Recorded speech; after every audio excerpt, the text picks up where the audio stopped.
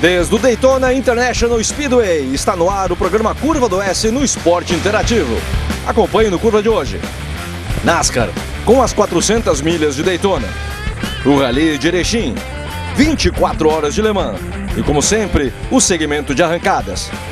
Nós começamos o programa falando sobre o que aconteceu aqui, em Daytona. Olá, Thiago Raposo, nosso especialista da NASCARBrasil.net. Thiago, antes da gente falar sobre o resultado das 400 milhas de Daytona, vamos falar sobre a grande surpresa, pelo menos para mim, que foi o AJ Allmendinger ser pego no antidoping. Quando vive o melhor da carreira dele da NASCAR, ele apresenta esse papelão. Com certeza, Roberto, pegou todo mundo de surpresa. Vamos ver ainda que foi a substância. Não sei, não divulgaram a substância aqui ainda. Não sei se você tem alguma notícia aí do que foi. Porque o antidoping também tem uma lista enorme de substâncias, às vezes até remédio. A gente fica de repente imaginando que o cara tá fazendo coisas erradas e é um remédio, é alguma coisa. Eu creio que ele vai fazer a defesa dele, mas realmente é um ano que ele estava muito bem aí, a estreia na Penske no lugar do Kurt Busch, e tem essa notícia aí péssima para ele e ótima pro Sam Hornish. Tanto a NASCAR como o AJ Allmendinger tem muitas explicações que dar durante essas próximas semanas. Agora sim, o resultado de Daytona, Thiago, depois da vitória do Tony Stewart, aliás, mais uma no mês de julho em Daytona, parece que esse ano em Daytona só dá Tony Stewart. Com certeza, já vem aí com uma certa sequência, mas vamos e venhamos, dessa vez ele contou muito com a sorte, estava forte ali no fim, mas aquela sequência de Big One ali no fim da corrida, tirou muita gente ali da disputa, a gente poderia estar incomodá-lo, e aí no fim acabou sobrando ele, mas como já tem um nome aí, já tem essa sequência de vitórias, mérito para ele, e aí de mais outra vitória, né, vai entrar muito bem qualificado no Chase. E falando em classificação, dois pilotos que até o ano passado eram favoritos para o título, um chegou a ser o vice-campeão empatado com o número de pontos do Cal Edwards, e o outro que está acostumado a morrer na praia, dessa vez nem em direção da praia está indo, Cal Edwards e Kyle Busch, cada vez mais difícil a situação de ambos para a classificação. Com relação ao Cal Edwards, ele desde o começo do ano ele tá patinando, ele não apareceu, acho que apareceu em uma ou outra corrida só, sempre apagado, a gente não vê falar dele nas corridas. O Kyle Busch entrou no Big One ali, o Denny Hamlin rodou, pegou ele, acho que Daytona não dá pra gente fazer muita análise.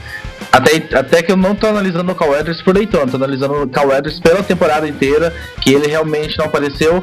O Kyle Busch teve muitos problemas, né, de motores e tal, dessa vez foi envolvido, errou também. Eu vejo o Kyle Busch e torcidas à parte em melhores situações do que o Cal Edwards. O Cal Edwards, desde que começou a temporada, ou desde que terminou a temporada passada, que ele tá meio apagado. E ainda no assunto de classificação para os playoffs, Thiago, 9 provas para o fim da temporada regular. Está na hora para alguns pilotos de apertar o botão do desespero, o botão do pânico? Com certeza, alguns pilotos estão desesperados. A gente sempre lembra de Jeff Gordon nessa hora, que é um piloto também que passou um ano cheio de coisinhas no carro, e ele precisa de vitórias. Ele já não basta ser constante, o Jeff Gordon ele precisa de vitórias. O próprio Cal Edwards não está em situação tão crítica, mas precisa. O Keselowski, de certa forma, tá ali. O Keselowski ele não pode, com essas 3 vitórias dele, ficar fora dos 10 primeiros, porque ele se classificar pelo Wild Card, ele não leva pontos extra, e essas 3 vitórias de nada vai ter adiantado. Então tem alguns pilotos ali que precisam realmente abrir os olhos. E lembrando aí que nas 2 últimas provas deu aí a vitória dos carros do Tony Stewart, né? O Ryan Newman e o próprio Tony Stewart venceu as últimas provas em New Hampshire.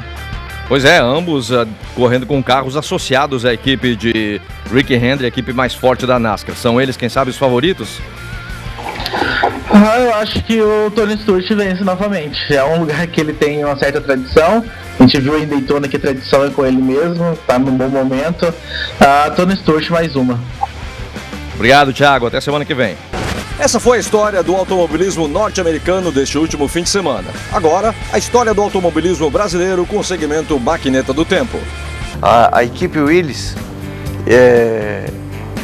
ela era eu, o Luizinho, o Ilcinho, o Carol, o Moco, José Carlos Patti e o Chiquinho Lameirão.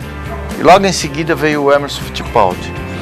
E ela foi montada, inclusive uma coisa curiosa, que quando o Christian Reis morreu, o Greco assumiu, que ele que contratou, ele que juntou toda essa turma, e ele era o secretário do Christian Reis. E o Christian Reis, quando morreu, foi quando o Greco precisou, me contratou. Primeira vez que um piloto ganhou um salário no Brasil fui eu, e nós montamos aquele time maravilhoso. Então, daqueles 7, de uma forma ou de outra, 5 chegaram na Fórmula 1, né? E assim foi a Willis. Eu acho que a Willis foi a grande academia de pilotos do Brasil, porque ali foi a fonte. Direta ou indiretamente, os maiores nomes da época passaram pela Willis.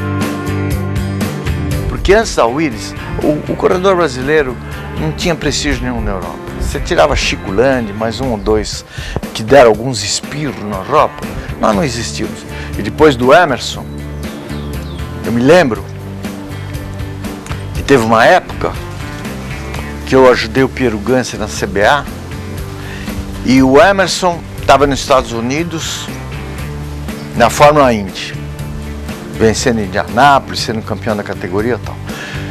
Nós tínhamos brasileiros, o Nelson Piquet disputando o campeonato mundial com o Ayrton Senna. Nós tivemos, era o Roberto Pupo Moreno, campeão mundial de, acho que naquela época era a Fórmula 3000.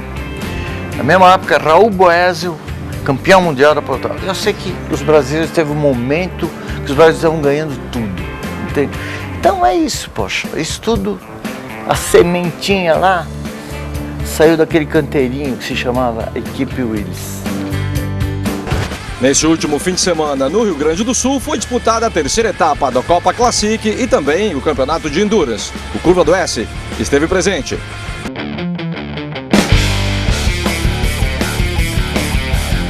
Os velozes